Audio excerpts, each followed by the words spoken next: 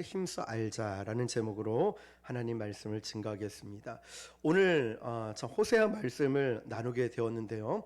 신약 39권 안에는 예언서가 16개가 있습니다. 그것을 우리가 한번 보면은 화면을 보시면은 이렇게 선지서를 이렇게 나눌 수가 있는데요. 대선지서와 소선지서 이렇게 나눌 수가 있습니다. 대선지서와 소선지서를 나누는 기준은 또 중요도에 따른 것이 아닌 분량에 따름입니다. 예를 들면 대선지서는 이사야, 예레미야, 에가, 에스겔, 다니엘, 자 이렇게 나누어지는데요. 이것은 분량이 많다라는 뜻이고, 또 소선지서의 구분은 이렇게 호세아부터 쭉 나오게 돼 있습니다.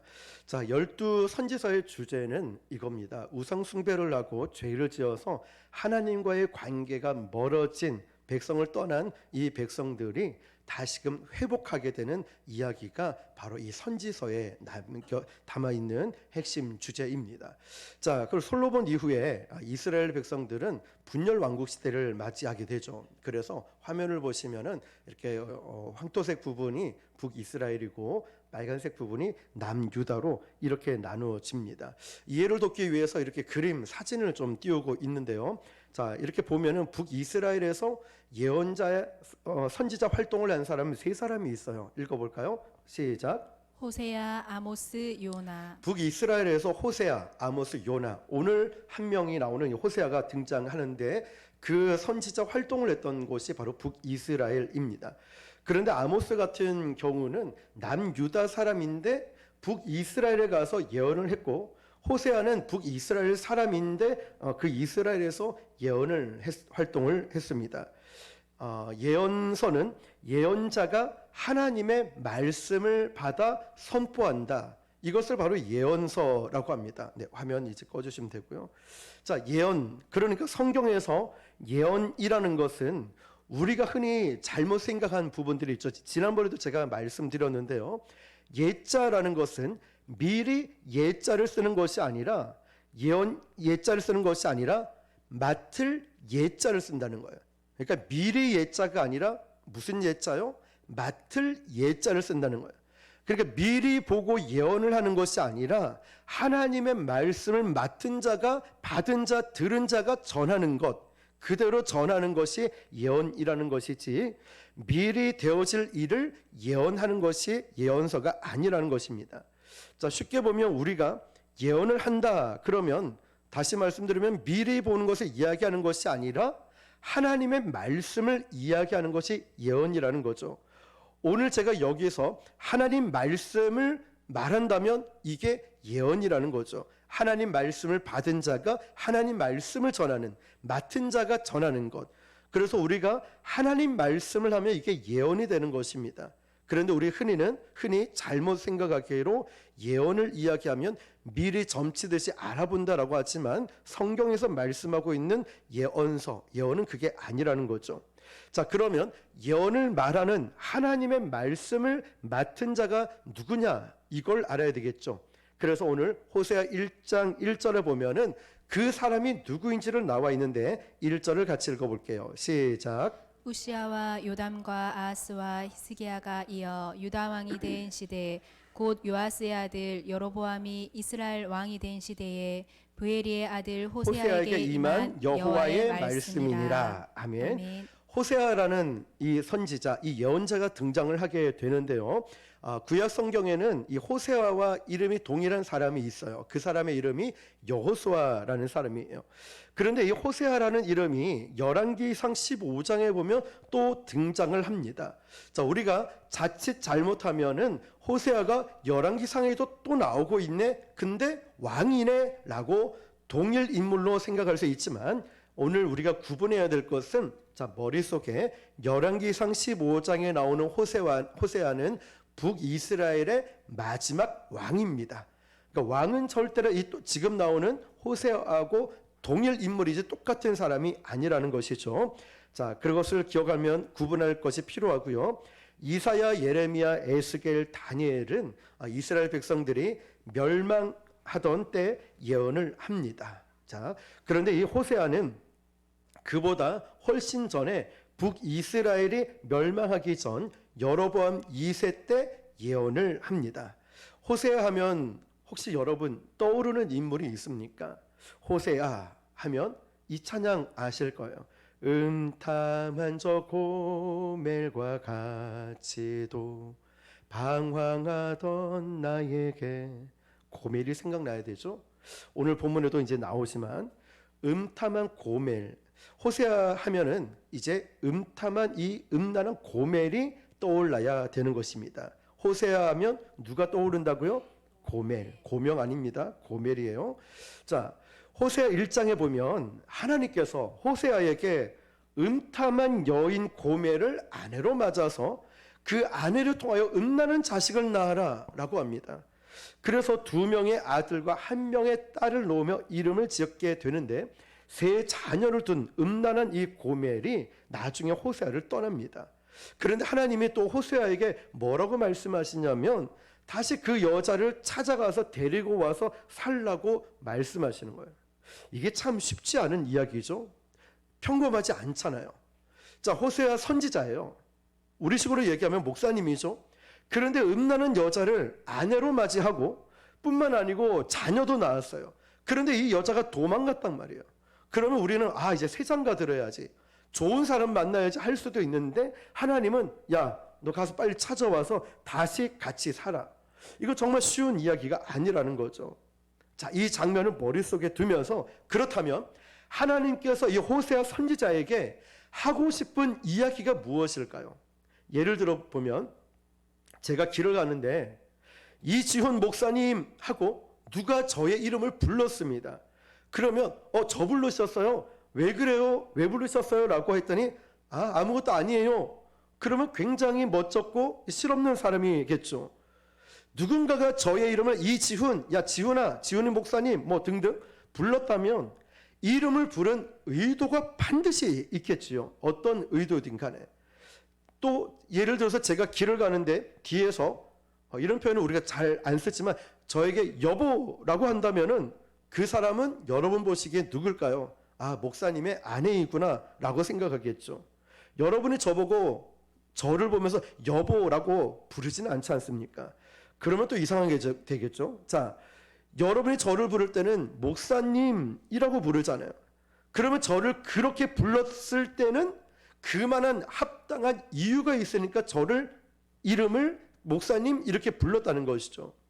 그러니까 오늘 1장 1절부터 보면 하나님께서 예언자 호세아야 라고 부르셨을 때 하나님께서 호세아를 그냥 부른 것이 아니라 이 호세아를 부를 때는 분명한 목적을 가지고 부르셨다는 것이죠. 그러니까 12명의 소선지자가 있는데 다 자신의 이름으로 기록되어 있습니다. 그러면 그 선지자들의 이름을 불렀을 때 하나님은 그 선지자들에 대한 합당한 부르심, 콜링, 소명이 있다는 것입니다. 다시 말하면 오늘 나오는 이 호세아를 부르신 그 부르심이 이유가 무엇인지를 오늘 이 선지서 이 호세아를 통해서 우리는 이해하게 됩니다. 하나님께서 왜 호세아를 부르셨을까라는 거죠. 저는 말씀을 쭉 보면서 이해할 수 없는 부분들이 있었습니다. 호세아를 부르셨는데 그 부르심의 내용이 사실 이해가 잘 안 되고 나 같으면 어떨까 이런 생각을 하게 돼요. 자, 한번 볼까요? 2절입니다. 시작. 여호와께서 처음 호세아에게 말씀하실 때 여호와께서 호세아에게 이르시되 너는 가서 음란한 여자를 맞이하여 음란한 자식들을 낳으라. 이 나라가 여호와를 떠나 크게 음란함이니라 하시니. 아멘. 자, 호세아를 부르셨어요. 호세아야. 호세아에게 말씀하셔요. 뭐라고요? 너는 가서 음란한 여자를 맞이하고 음란한 자식을 낳아라. 이 말씀이 여러분이 그 상황이라면 이해가 되십니까? 참 혼란스럽지 않아요? 선지자인데 어떻게 이런 일을 말씀할 수 있을까? 어떻게 이런 명령을 하실 수 있을까라는 생각 말이죠. 호세아는 하나님께서 계시하시고 행하신 사랑을 비유로 보여준 삶을 산 사람이에요. 잘 보십시오. 다른 선지자에게도 사명이 있었지만 이스라엘에게 대하는 하나님의 그 마음, 그 특별한 사랑이 호세아에게 있었다는 거예요. 이 말은요, 이스라엘 백성들의 삶과 지금 우리의 삶을 대입해 볼 필요가 있습니다. 이스라엘 백성들은 그럼에도 불구하고 여전히 예배하는 삶을 살았고 하나님과의 관계가 끊어지지 않았고 그들은 여전히 제물을 드리고 있었어요. 하나님은 또 그들은 하나님을 여전히 예배하는 자리에 있었어요. 예배하는 이 자리에. 그런데 그들은 영적 간음을 저지르고 있었다는 거예요. 영적인 간음. 그러니까 우리는 하나님을 예배한다고 이 자리에 나와 있고 하나님께 기도하고 찬양하는 이 귀한 자리에 나와 있는데 우리가 하나님을 예배한다고 하면서 우리의 영이 다른 것을 생각하고 다른 것을 바라보고 다른 것과 함께하고 있는 이것을 영적 간음이라고 하는 거죠. 하나님께서 이 호세아를 통해서 그 모습을 보여주고 있는 거예요. 계속되는 이 선지자의 만남을 통해서 우리가 이해하지 못하는 부분을 접하게 되는데 하나님께서 호세아 선지자를 부르셨을 때 그 부르심과 그 부르심에 대한 순종 간에는 그 중간에 긴장, 갈등 관계가 존재하고 있어요. 하나님의 부르심의 이 콜링과 그래도 난 순종해야지 않은 이 순종, 이 사이에 갈등, 긴장 관계가 존재하고 있다는 거죠. 우리가 말씀을 들으면서 하나님께서 나를 부르셨어요. 콜링하셨어요. 자, 너는 이 일에 순종하고 이해가 되지 않아도 해라. 말씀대로 살아가는 이 부분들이 있죠.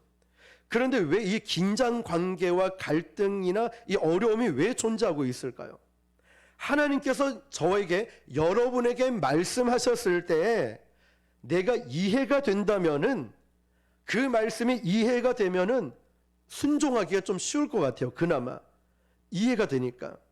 그런데 문제는 하나님이 나에게 말씀하셨는데 사명을 주셨는데 이해가 되지 않는다면 거기서 긴장 관계가 있고 마음의 갈등이 있는 거예요. 나에게 왜 이렇게 말씀하시지? 하나님은 왜 나에게 이런 음란한 여자를 만나고 음란한 자식들을 놓으라고 말씀하실까? 나는 선지자인데 하나님 말씀을 대언하는 예언자인데 어떻게 나에게 이런 말씀하실 수 있지? 라는 부분 말이죠. 긴장 관계. 그렇다면 여러분, 저도 목사가 되기 전에 신학교를 가기 전에 긴장 관계가 있었어요. 어떤 부분이냐면 저는 일반 대학을 컴퓨터를 전공하고 교수님과 사업을 시작을 하고 이쪽이 내 길인갑다. 근데 제 마음속에는 하나님이 부르심이 있는데 왜 나는 바로 신학대학교를 안 가고 일반 대학교를 갔지? 왜 하나님 부르셨는데 왜 남들처럼 신학교로 가고 전도사가 되고 이런 거 왜 이런 과정이 없을까? 그렇지만 제 마음속에는 만약에 목사님, 전도사님이든 아니면 제가 CCC 있었으니까 간사님이든 어떤 분이든 저에게 그런 사인을 주면은 저는 이게 하나님 뜻인 줄 알겠습니다. 저는 신학하고 주의 종이 되는 게 너무 멀고 무섭게만 느껴졌거든요. 저하고 거리가 멀게. 그렇지만 그것을 사인으로 알겠습니다 해서 어느 날 정말 길에서 복음을 전하시는 분을 만나고 목숨 걸고 복음 전하시는 분을 만나고 저도 똑같은 DNA가 온 것 같아요. 성향은 다르지만. 그런데 신학교를 가겠습니다라고 했을 때 어떤 갈등이 있냐면 이제 부모님께서 그냥 훌륭하고 좋은 장로가 되지 주의 종은 안 됐으면 좋겠다. 왜냐하면 너무 고생하고 힘든 걸 많이 보셨으니까 아들을 사랑하는 마음. 그렇지만 어머니는 기도하시는 분이니까 그래도 하나님 말씀하시면 순종하면 가야지. 아버지는 장로님이시지만 인간적 생각들이 많이 있었죠. 왜냐하면 이제 작은 아버지가 이제 사업을 크게 잘 하고 계시니까 거기 들어가길 바랬으니까요. 그렇지만 신학교를 가겠습니다라고 했을 때 아예 모든 거를 끊어버리고 거제도도 내려오지 말라고 막 그러면서 한 달 동안은 연락 두절 상태였죠. 그러나 한 달 뒤에는 이렇게 길이 열렸지만 말이죠. 여러분, 이해가 된다면 차라리 모두가 이해가 된다면 우리는 아골골짝 빈들에도 갈 수 있어요. 복음 들고. 그렇지만 내가 물질이 없는데 건강이 없는데 시간도 없는데 왜 다른 사람 놔두고 나를 통해서 이 일을 하실까 이해가 되지 않을 때 내가 돈이 있나 시간이 있나 건강이 좋나 실력이 좋냐 이런 것도 아닌데 왜 나입니까? 그것도 멋진 것도 아닌 허드렛 일을 하건 아니면 어디 오지를 가든 가난한 곳 헐벗은 곳에 가라고 할 때 이해가 되지 않지요. 그런데 그것을 갈등과 긴장이 존재하지만 하나님의 부르심과 나는 순종에 대한 이 긴장 관계가 있지만 그럼에도 불구하고 우리가 이것을 할 수 있는 순종의 중심에 뭐가 있을까요? 오늘 말씀의 제목처럼 아버지의 마음을 아는 거예요.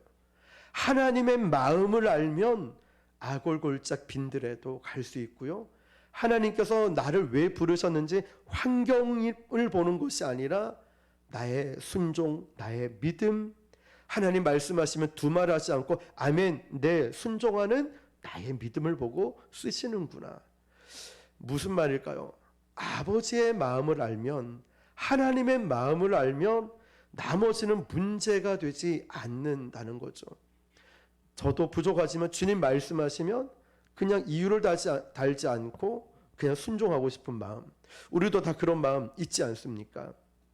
중요한 건 콜링, 부르심 앞에 순종을 해야 되는데 이해관계를 떠나서 하나님께서 나에게 왜 그런 말씀을 하실까? 아버지의 마음을 이해한다면 우리는 순종을 할 수 있다는 것이죠. 그러니까 예언자들이 하나님이 콜링, 부르셨을 때 하나님의 마음이 그 예언자의 마음에 딱 와닿으니 순종이 된 거예요. 명령, 말씀이 아니라 아버지의 마음이 딱 와닿으니까 행함으로 순종하게 된다는 것이죠. 그런데 하나님이 말씀하시는데도요, 무슨 말인지, 무슨 말씀인지, 무슨 마음인지를 모르면은 우리는 순종하기 힘들죠. 그렇죠? 또 예언자들이 하나님 마음을 알았어요. 하나님 마음을 알았는데 이 말씀을 전파하는데 그 말씀을 듣는 사람들이 하나님 마음을 모를 때가 있지요. 그래서 주의 종들이 필요하죠. 주의 종이 그런 중간 역할들을 해줘야 되는 것. 그런데 나는 하나님 마음을 알겠는데 그 상대가 하나님 마음을 모를 때 똑같은 긴장, 갈등 관계가 있을 수 있죠. 그럴 때 우리가 하나님 말씀을 전할 때 말씀을 전하는 상대가 하나님 마음을 알지 못할 때 바로 우리가 이 세상에서 겪고 있는 갈등, 긴장이 존재하고 있다는 거예요. 우리는 하나님 마음을 알지만 세상은 하나님 마음 모르잖아요. 예수님 믿지 않는 사람들은 아버지의 마음을 모르지 않습니까? 우리는 하나님 말씀대로 살면 복을 받고 말씀대로 살면 아무 문제가 없을 거라고 생각하는데 실제로 예언서를 우리가 보게 되면은 하나님 말씀대로 살아가는 사람들에게는 항상 이 세상에서 갈등이 존재하는 걸 보게 됩니다. 모세뿐만 아니라 사도 바울까지 보면은 이런 갈등들이 늘 존재하는 것을 봅니다. 그래서 세상에서는 이런 갈등과 문제와 사건, 사고들이 많으니까 인간이 자꾸 규제를 만들고 법을 개정하고 제재를 가하고 합니다. 사실 그걸로 문제가 해결되지 않지 않습니까? 그런데 우리가 이 예언서를 보면서 소망을 가지는 건 뭐냐면 이 땅의 죄악이 관영한 가운데 어떤 논리를 펼친다 할지라도 변화되거나 바뀌지 않는 부분인데 하나님의 마음을 품은, 하나님의 마음을 가진 사람이 있다면 소망이 있다는 것이죠. 저는 오늘 전도하면서 어떤 그 생선 가게였던 것 같아요. 제가 늘 질문하는 또 말씀을 이렇게 하거든요. 날씨가 추워지는데 건강 괜찮으세요? 옷 이렇게 입으면 춥지 않으세요? 제가 추우실까봐 핫팩을 제가 여기 6개로 꽉 채워서 6개, 7개를 가져가요. 어머님 드리려고, 사장님 드리려고 일부러 뜯어가지고 따뜻하게 해왔다고. 이 손님이 이렇게 보더니 야, 목사님이신 것 같은데 참 자상하네요. 그러니까 이 사장님이 이제 좋은 얘기들을 해 주시겠죠. 저 대신 이 사장님이 더 전도를 더 잘하는 것 같아요. 그러면서 어느 교회고 여기다가 이사를 갔고 교회를 가려면 이쪽 교회를 꼭 가라고. 그러면서 이제 좋은 말씀들을 해 주시는 거죠. 그런데 이걸 들으면서 우리가 하나님의 마음을 알고 가는 건, 우리가 전도할 때도 그 말 한마디가 목사님은 참 자상한 것 같아요 라고 하지만 이 자상함이 목적이 아니라 이 모습이 곧 예수님의 모습으로 비춰질 수 있다면, 이것이 곧 복음으로 전도로 이어질 수 있다면 이것이 얼마나 참 귀한 일일까요? 우리가 논리 설명으로 바뀌지 않거든요. 중요한 것은 복음을 전할 때도 말이나 논리로 설명한다고 바뀌는 게 아니거든요. 삶으로 살아내야 되거든요. 작은 것 하나라도 말이죠. 우리는 그렇게 살려고 애를 쓰고 얼마나 노력하고 얼마나 열심히 살아갑니까? 얼마나 아버지의 마음을 품고 기도하고 있습니까? 그런 면에서 여러분들을 볼 때 우리 성도님들은 참 귀하다는 생각이 듭니다. 여러분, 우리가 하나님 말씀을 믿으면서 말씀대로 살아갈 때 이 땅에 소망이 있는 것입니다. 이 소망을 갖지 못한다면 우리가 어찌 말씀대로 살아갈 수가 있겠습니까? 우리는 모두가 여유 있는 사람이 아니에요. 어떤 분들은 굉장히 힘든 시간을 겪고 있는 사람이 있고, 어떤 사람은 정말 하나님 마음을 품고 살아가는 사람이 있는데, 중요한 것은 눈으로 나타나는 현상이 아니라 내가 아버지의 마음을 품고 나아갈 때 이 땅에 소망을 바라보고, 지금 어둡고 힘든 세상이지만 참 소망이 있다라고 우리가 살아갈 수 있다는 것입니다. 하나님의 방식으로 살아가는 것, 세상에서는 바보처럼 보일지 몰라요. 세상에서는 갈등을 겪고 핍박을 받는다 할지라도요, 우리는 하나님 말씀대로 살아가는 이 사람들을 볼 때 이 땅에 소망이 있음을 발견하게 됩니다. 하나님 말씀이 선포될 때 우리 말씀드렸죠. 필연적으로 우리 마음속에 불편함이 있습니다. 불편함. 지난 주일 말씀처럼 예수님 믿는 것이 참 불편한 모습이 있다고. 그러나 그 불편함이 아니라 감수할 수 있는 행복으로 느껴지는 건 누가 그리스도의 사랑에서 끊을 수 있으랴. 그 사랑 때문인 거죠. 모든 걸 감수할 수 있는 것. 우리가 예수님 하나님 말씀대로 우리가 살아가고 또 복음을 살아내려고 할 때 때로는 우리에게 불편함이 있을 수 있어요. 왜냐? 우리는 인간이기 때문에, 모든 죄인이기 때문에 정욕과 욕심이 우리 가운데 있으니까 하나님 말씀이 선포되면 찔려요. 불편함이 있어요. 말씀을 전하고 있는 저도 찔리고 우리도 찔린다는 것이죠. 이 불편함이 느껴지는 가운데 두 가지 반응을 보여요. 하나는 불편하고, 또 이것이 하나님 말씀대로 힘들지만 말씀대로 살아가려고 하는 사람이 있고, 어떤 사람은 이 말씀이 불편하니까 그 불편함 때문에 불순종하는 사람이 있을 수 있다는 것이죠. 오늘 저와 여러분들이 마음에 찔림이 있는, 불편함이 있지만 그 말씀대로 순종하고 살아갈 수 있는 저와 여러분 되시길 축복합니다. 말씀의 결론입니다. 결론은 뭐냐면, 우리가 하나님의 마음을 아는 것에서부터 오늘 제목처럼 회복이 있을 수 있다는 것. 우리가 회복을 바랍니다. 영육 간의 회복을 바라고 있죠. 그런데 중요한 건 현상이 아니라 아버지의 마음을 알 때, 하나님이 어떤 분인지를 알아가기 시작할 때 내 안에서 회복이 일어나는 것이죠. 호세아에게 하나님 말씀이 임했습니다. 그 첫 번째 말씀을 받은 그 명령이 뭐냐면, 호세아에게 말씀하시죠. 음란한 여인 고멜을 맞이해서 넌 자식을 낳아라. 아니, 예언자가 매춘부와 결혼을 하라고요. 그것도 음란한 자식을 낳으라고요. 자식을 낳고도 도망간 그 여인을 또다시 데리고 와서 살으라고요. 그런데 그 명령을 통해서 하나님은 하나님의 마음이 어떠한지를 보여주고 싶었다는 거예요. 이해가 안 되죠, 여러분? 이해가 안 되는 말씀 가운데 긴장 상태가 있고 갈등이 있죠. 이걸 어떻게 순종해? 그런데 하나님은 그런 상황을 통하여 하나님의 마음을 보여주고 싶은 거죠. 성경은 하나님과 이스라엘 백성들 간의 관계를 뭐라고 종종 묘사하냐면 부부관계로 묘사하죠. 신랑 대신 예수님, 신부, 이런 표현이죠. 너희는 나의 신부야. 부부관계를 묘사를 합니다. 그래서 이스라엘 백성들이 출애굽해서 가나안 땅으로 갈 때 광야 여정 가운데 하나님은 마치 남편처럼 이스라엘 백성들을 돌봐주셨어요. 먹을 것 없다니 만나를 주시고 메추라기를 보내주시고 광야에서 물을 내시고. 그런데 이스라엘 백성들은 그런 하나님의 은혜와 돌보심에도 불구하고 하나님을 배신을 합니다. 우상 숭배를 하죠. 부부라는 것은 촌수가 없습니다. 한없이 친밀할 수 있는 관계입니다.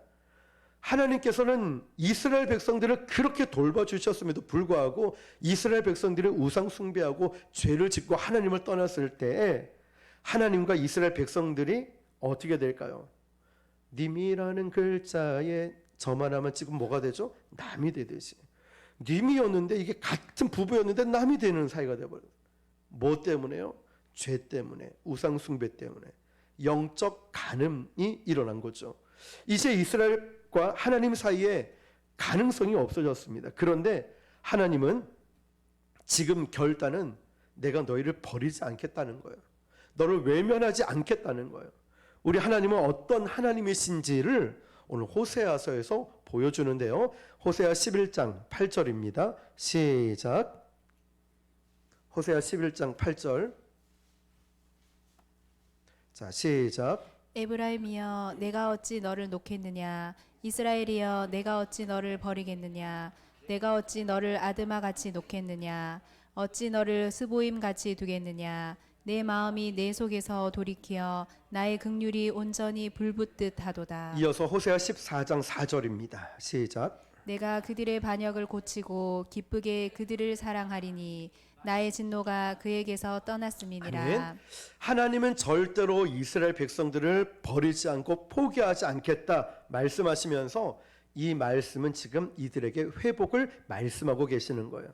고멜을 낳은 그 자식들, 회복될 수 없을 것 같은 그 자식들에게 회복을 말씀하고 계시고, 그리고 그 회복에 대한 말씀을 이렇게 알려주십니다. 호세아 6장 3절과 6절입니다. 시작. 그러므로 우리가 여호와를 알자 힘써 여호와를 알자 그의 나타나심은 새벽빛 같이 어김없나니 비와 같이 땅을 적시는 늦은 비와 같이 우리에게 임하시리라 하니라. 6절. 나는 인애를 원하고 제사를 원하지 아니하며 번제보다 하나님을 아는 것을 원하노라. 아멘. 번제보다 하나님을 아는 것을 원하노라.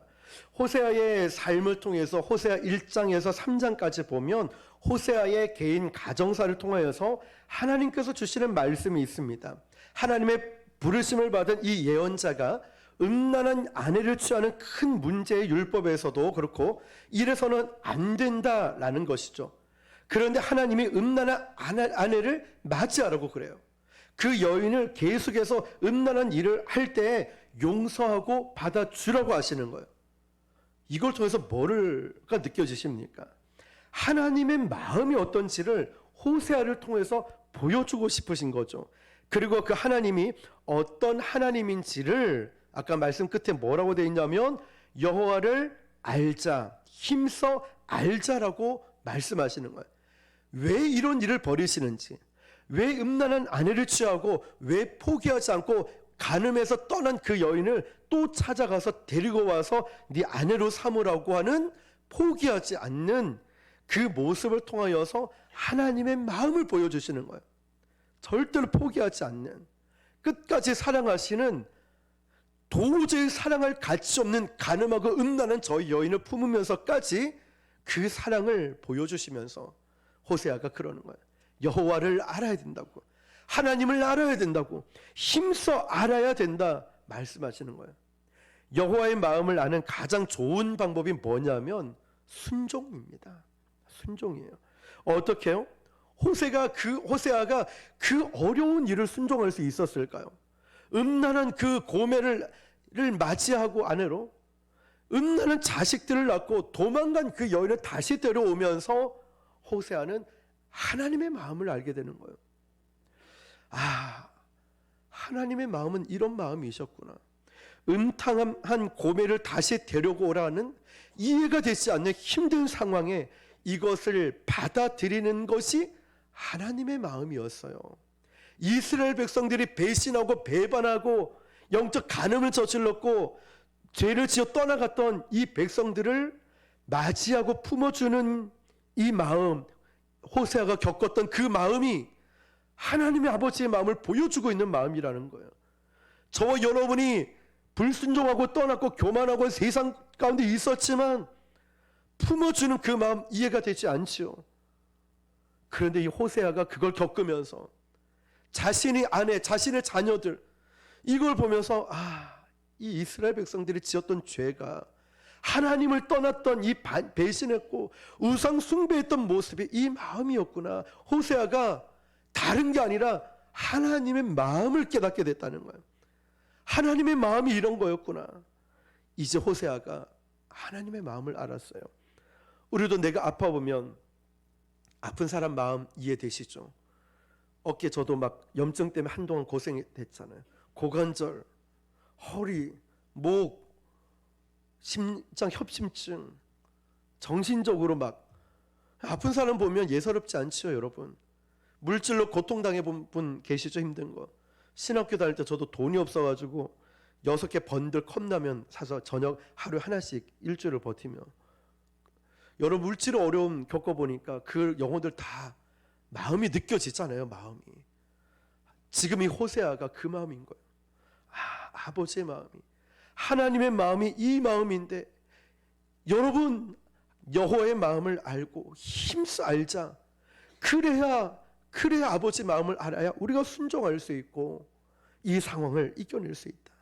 그리고 자식을 낳고 음란하게 낳은 이 자식들에 대한 이름을 지어줍니다. 다음에 나누기로 하고요. 그러면서 하나님이 그 이름의 뜻에 대해서 또 이 상황을 뭐라고 말씀하냐면, 너희들은 소망이 없는 자식, 그리고 이것은 일반적인 법칙이지만 하나님께서는 소망이 없는 이 자녀들을 통하여서 고멜을 다시 데려오라 말씀하시면서 하나님이 어떤 분인지를 보여주시는데, 오늘 보면 3절을 다시 보면 이렇게 말씀하시죠. 시작. 그러므로 우리가 여호와를 알자. 힘써 여호와를 알자.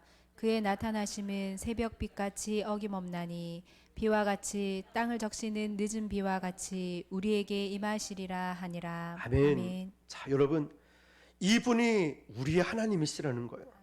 소망이 없는 곳에 소망을 주시는 하나님, 하나님을 알아야 될 텐데 여기서 뭐라고 하냐면 새벽 빛같이 어김없이 온다는 거예요. 여러분, 우리 자고 나면 새벽 어김없이 오지요. 잠자고 눈 감았는데 어김없이 빛이 찾아오지요.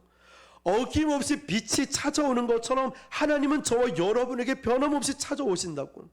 또 뭐라고 말씀해요? 비와 같이 땅을 적시는 늦은 비와 같이. 이스라엘은요 건기와 우기로 나누거든요. 건기가 되면 모든 식물들이 다 말라 죽어요. 다 죽은 것 같은 이 상황에 늦은 비가 내리니까 죽은 것 같아 보였지만 다 소생하게 된다는 것.